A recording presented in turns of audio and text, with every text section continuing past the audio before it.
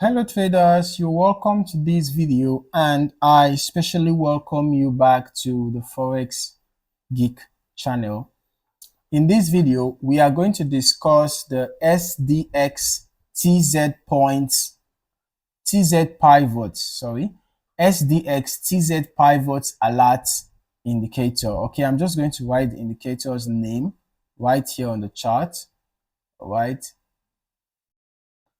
it is the SDX TZPivots Alerts indicator.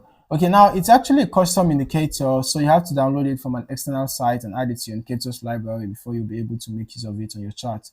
Okay, I'm going to add the indicator to the chart right away.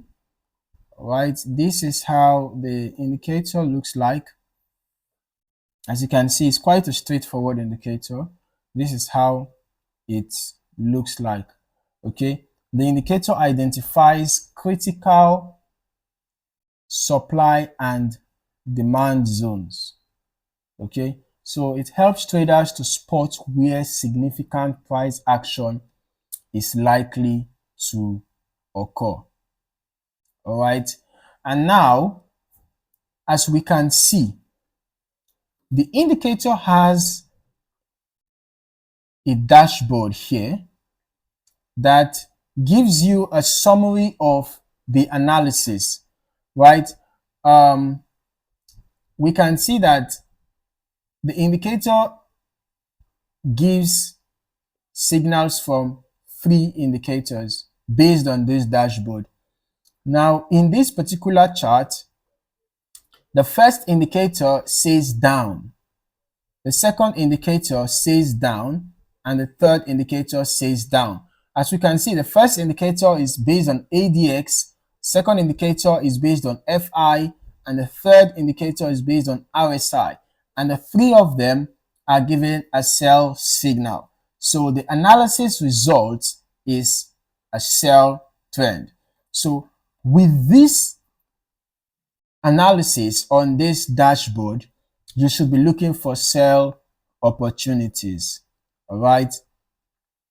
So alongside the dashboard, we can see that the indicator also identifies some levels where you can look for buy or sell opportunities. For example, if the price was above this buy level, yeah, you should be looking for buy opportunities. But as the price is below the sell level, then it's sell opportunities you should be looking for. All right.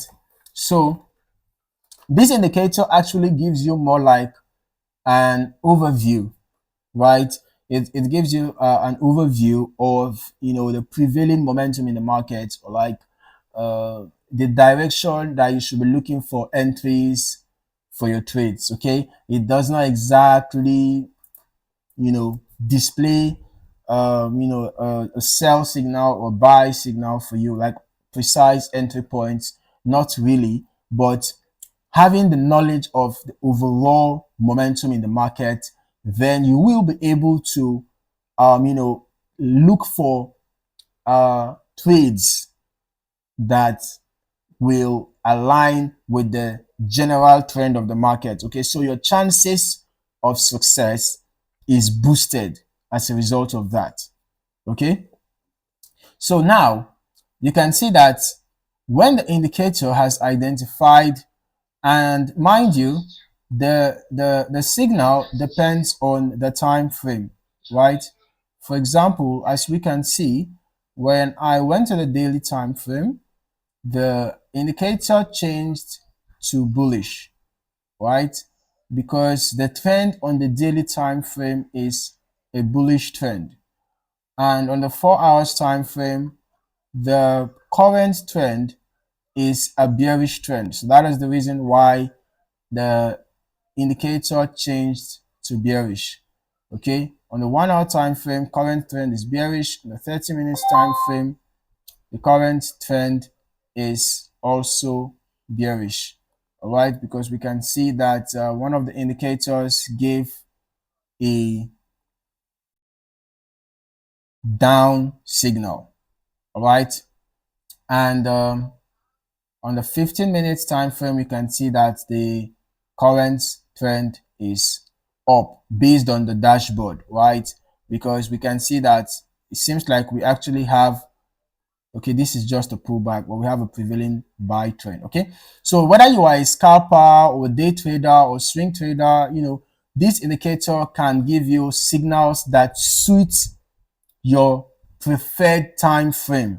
Okay, so if you like trading on the 1 hour, then just focus on the 1 hour and get signals based on the 1 hour. If you like trading on the daily time frame, focus on the daily time frame and get signals based on the daily time frame.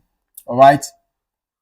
So now, once the indicator has given you a signal, or rather, once the indicator has given you the overall momentum in the market, and in some cases, like what happened just some seconds ago, you might get a pop-up alert, right? You might get a pop-up alert of a potential buy opportunity or potential sell opportunity. Okay, but you might not always find that alert 100% of the time. Okay, so you wouldn't want to depend on alerts. All right, you wouldn't want to depend on that. So it's ideal if you look for your own precise buy and sell entry points, okay, and exit points. So knowing fully well that we are in a sell trend, right? Knowing fully well that we are in a sell trend, whether on the daily, whether on the 1 hour or on the 4 hours, both of them are in sell trend. So we should be looking for sell opportunities, right? But it doesn't mean that you should just enter a sell at any time. For example, this trend line has shown us that there is a dynamic support here. So in as much as we are in a sell trend currently, the action that we should take is to either wait for a breakout below this support, or we wait for the price to go up and then probably start coming down back, and we should actually see a sell structure. Okay, we should see a sell structure. So do not just rush and enter a sell just because the indicator says that the general move is a sell move. Okay, do not just rush and enter. In as much as from here to here, you can see that there was really some serious bearish pressure, but the price has now gotten to a support. So ideally, you should either wait for a pullback to a resistance zone and price continue coming back down, or you just wait for a breakout and perhaps a retest and a continuation before you now enter a sell. So that's going to be a precise entry point in this particular example. Okay, so there could be different examples of good times to enter a buy or a sell, okay, depending on the strategy you decide to use. All right, so that is it for this video. Always make sure that you employ good risk management. Do not trade it an amount that you cannot afford to lose, and ensure that you do not risk more than 2% of your account balance in a single trade. Also, make sure you always employ proper risk to reward ratio. Do not risk more than, for example, if you are risking $1, you should be targeting $2 in profit.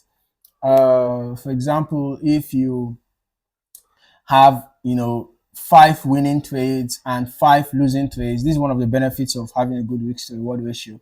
You'll find out that at the end of the day, you're still going to be on the winning side, because if you lost 5 trades and you are risking $1 per trade, it means that you lost $5, right? And if you won 5 trades and you are making $2 per trade, it means that you won $10.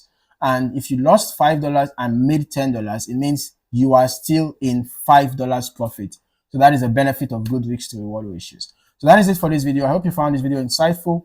Kindly like and subscribe for more trading insights, and don't forget to hit the notification bell so that you do not miss out on more trading videos like this. In the meantime, thank you for watching and happy trading.